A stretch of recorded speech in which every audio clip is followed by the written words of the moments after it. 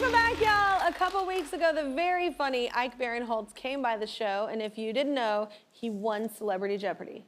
Like, won the whole thing. He's incredibly smart.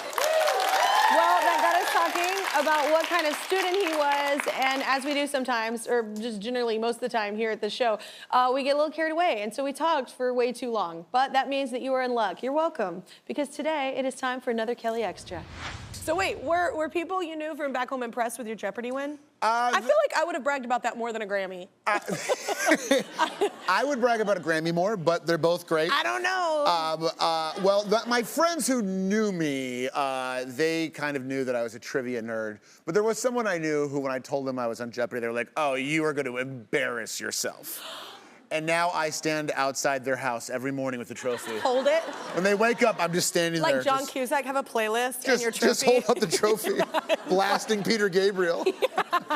Sounds like a good morning. Kind of nice way to wake up. Yeah. Did you ever, I feel like you're so funny. Were you like a class clown? Did you ever get in trouble in school? I did get in trouble. I loved being the class clown. The worst, though, was, in like 4th or 5th grade, I got in trouble and got asked to leave the room. And you know when you got the door, but then you got the thin glass thing so you could see into the room and they can see you.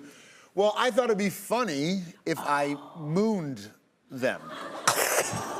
You know, mooning. It was very popular in 1988, I guess. Yeah.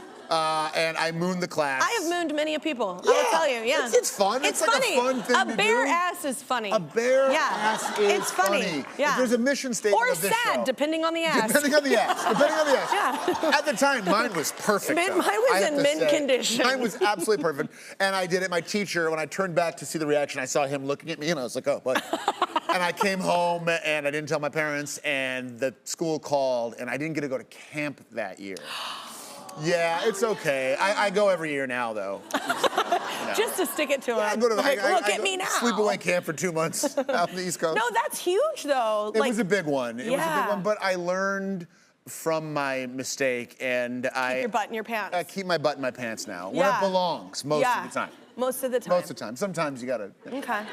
So are you at the point where your friends, because I have, young kids, and sometimes I feel like your friends can kind of be the friends of your kids' friends. Oh, like exclusively, your kids' parents. I think. Yeah. Yeah, you really. The play dates. Yeah, you get older and you say goodbye to your friends, and then you meet new friends who have children that your children like. Yes. But you have to sync it up. Yeah. You can't have a situation where your kid's like, I love Bobby, and you're like, yeah, well, his dad is a liar.